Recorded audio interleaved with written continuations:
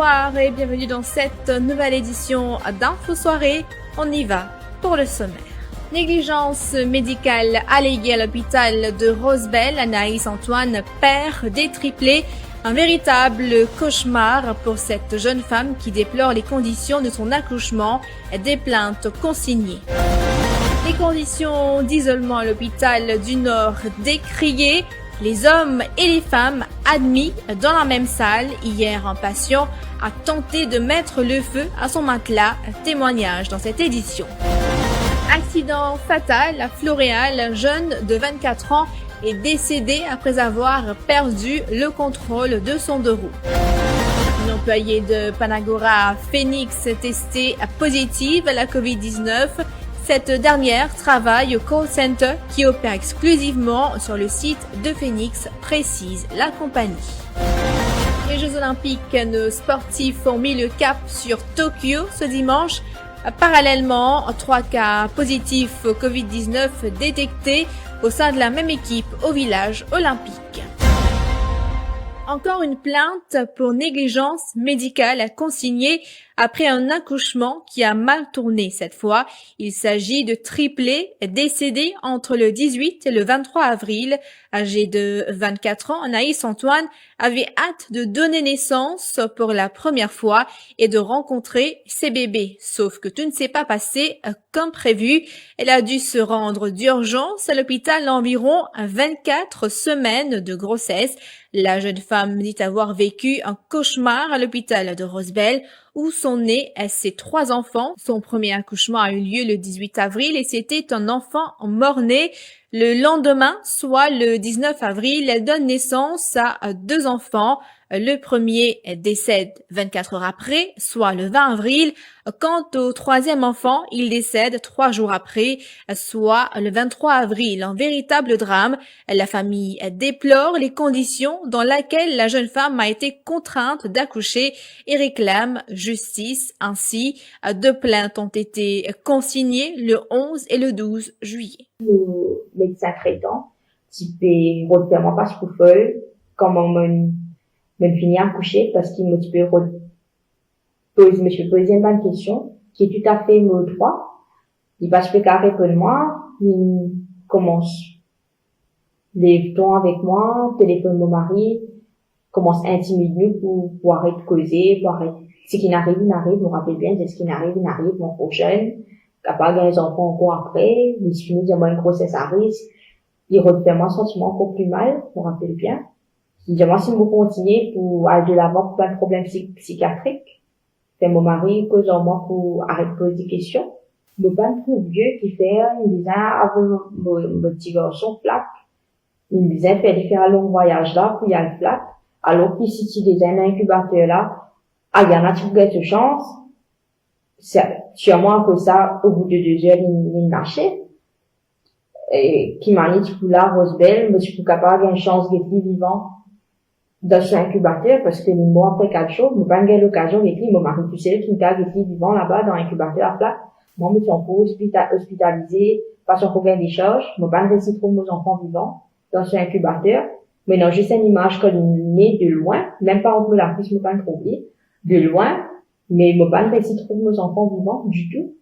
Mais je me donne courage, ainsi que mon époux, quand on trouve l'article de Virginie Pirin, et qui nous dit non, pas qu'à rester tranquille, parce que si nous reste tranquille, si nous reste tranquille, si Virginie tu reste tranquille, personne pas se connaît, et puis je continue faire, je banne négligence que je peux faire, ou que continue faire actuellement, mais moralement, je trouvais ça a affecté moi, et pour affecter moi, tout le long de la vie, pour toujours, parce que ça fois là, je suis là avec moi. À l'hôpital SSAN, cette fois, un homme est très remonté après avoir appris que son épouse a été admise en salle d'isolement dans laquelle se trouvent également des hommes. Autre problème, des patients y sont admis quotidiennement, ce qui pourrait représenter un risque de propagation du virus de la Covid-19, nous dit l'homme, qui s'est confié sous le couvert de l'anonymat.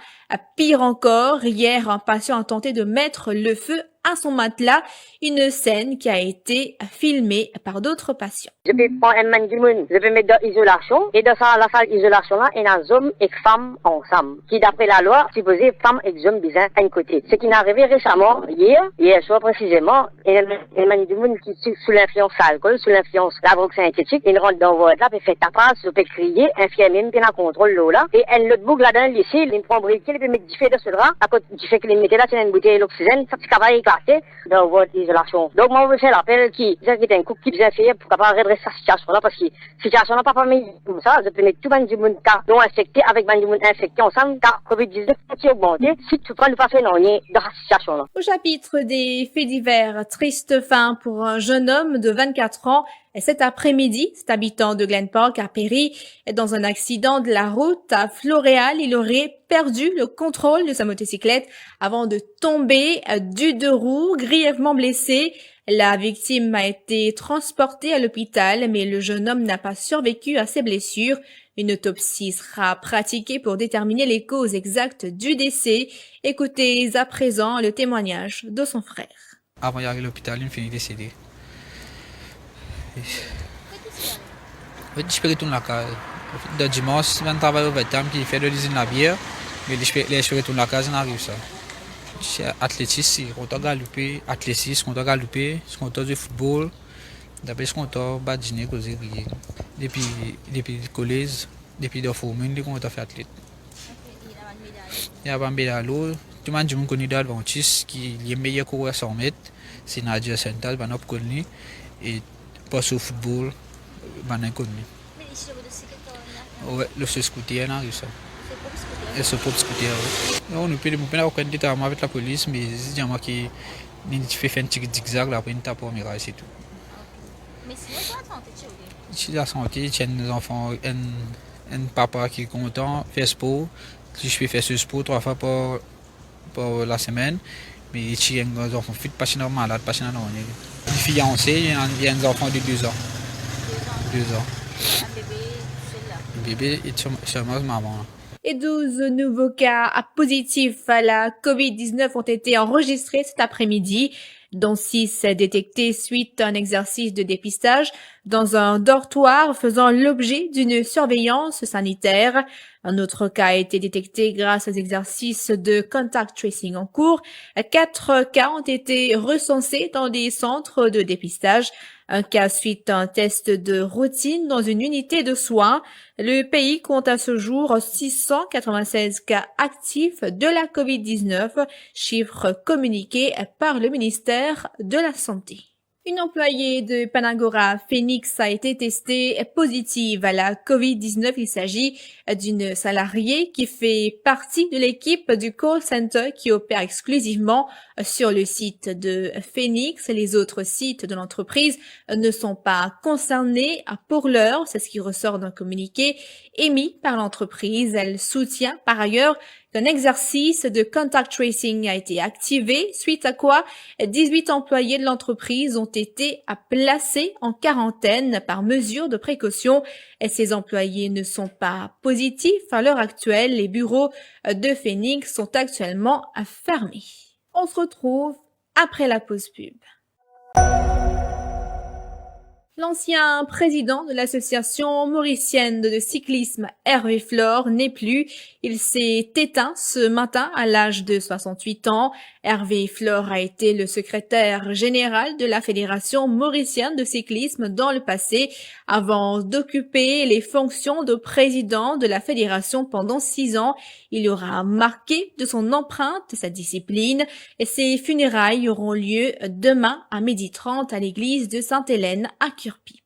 Cap sur Tokyo. Nos sportifs se sont envolés pour la capitale japonaise ce dimanche à 5 jours de la cérémonie d'ouverture des Jeux Olympiques. Ils sont 7 à représenter le quadricolore dans 6 différentes disciplines, notamment les boxeurs Richardo Collin et Mervin Clair, l'haltérophile Roalia Ranaïvosu, le badiste Julien Paul, le judoka Rémi Feuillet et les nageurs Mathieu Marquet et Alicia Coxon, et avec la découverte de 3 cas positifs au Covid-19 au sein de la même équipe au village olympique, les Jeux de Tokyo sont confrontés à la gestion d'un premier foyer de contamination. Les organisateurs ont détecté 2 sportifs infectés au sein du village après avoir annoncé la veille le tout premier cas positif d'un membre de l'encadrement dans cette immense résidence emblématique des Jeux. Fin de cette édition d'Info Soirée. Merci d'avoir été des nôtres. Rendez-vous demain pour une prochaine édition.